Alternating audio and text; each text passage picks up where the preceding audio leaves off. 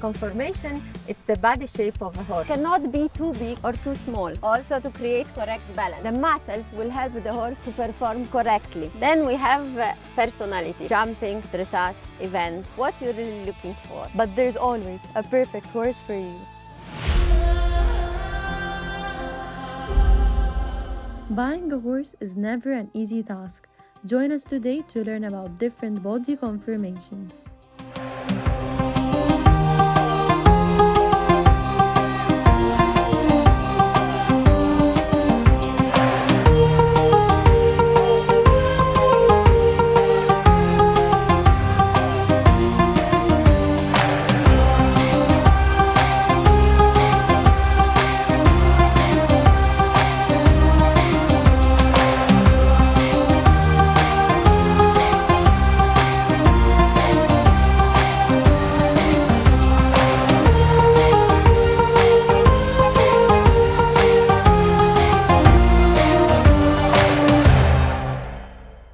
Hi everyone! After introducing the steps of buying a new horse, I made my research. As we discussed, and I realized we should be looking for conformation, temperament, personality, and age. But I really don't know what is conformation. okay, let's check with Anne.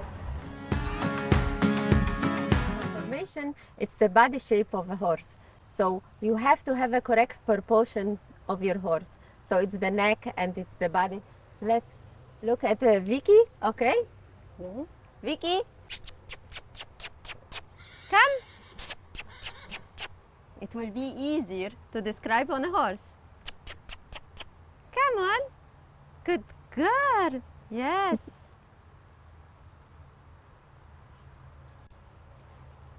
So here we go. We have a neck. The length of the neck is the length of the front legs. So when we have this, okay, it's very proportional to the back and the legs. So then we have a nice athletic horse. They're able to move correctly. Then we have the head. It cannot be too big or too small. So for a balance of the horse, okay, and has to be the shoulders, the neck supposed to be placed correctly from the shoulders. Then we have the hind of the horse.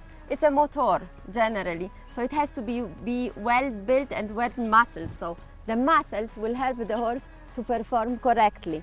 And then we have the hooves, which are not very clear here, but they have to be also symmetric. So this is helping to carry all the weight of the horse. Let's go inside. Okay, so here we are. Vicky, come on. Show us your conformation. So when we talk again about the horse, we have the neck, shoulders, legs. Okay, the length of the neck should be as the length of the leg. And the neck should be long. The back should not be too long, it should be short. This is for a best performance of the horse. Yeah. The hooves should be symmetric. It's very important for the correct balance and carriage of the horse because all the weight is on the hooves. So head should not be too big and too small. So also to create correct balance.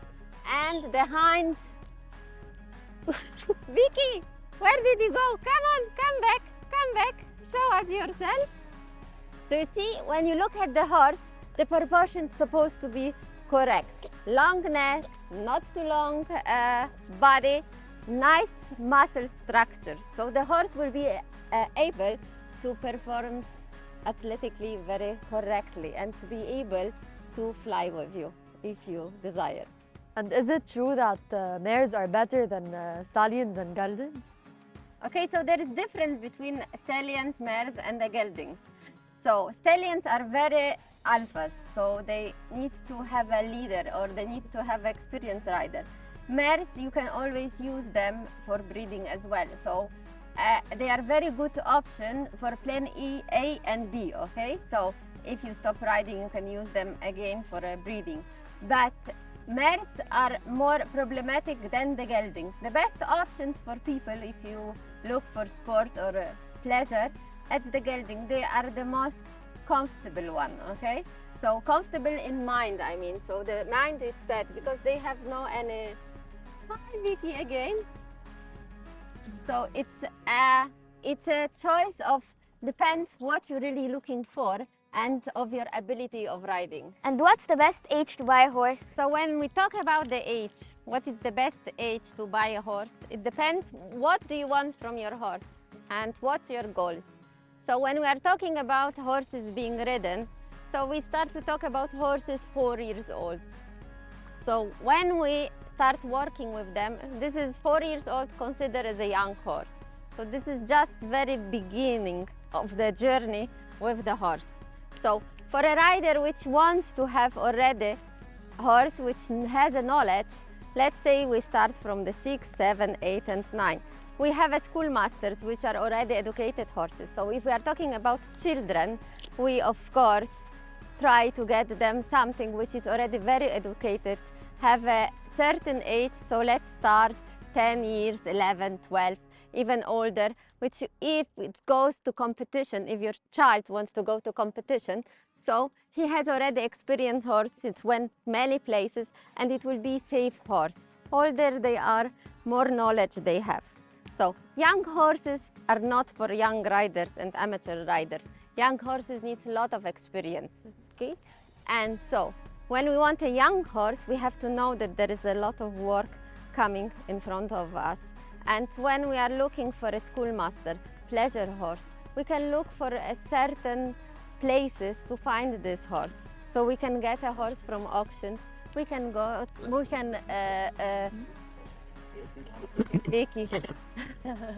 can adopt one. So age all depends on what you're really looking for, okay? And what is good for you, and what is your level of education.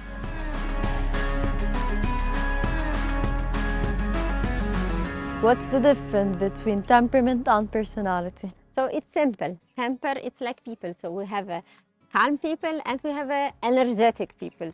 So if you are looking for the horses, it's exactly the same.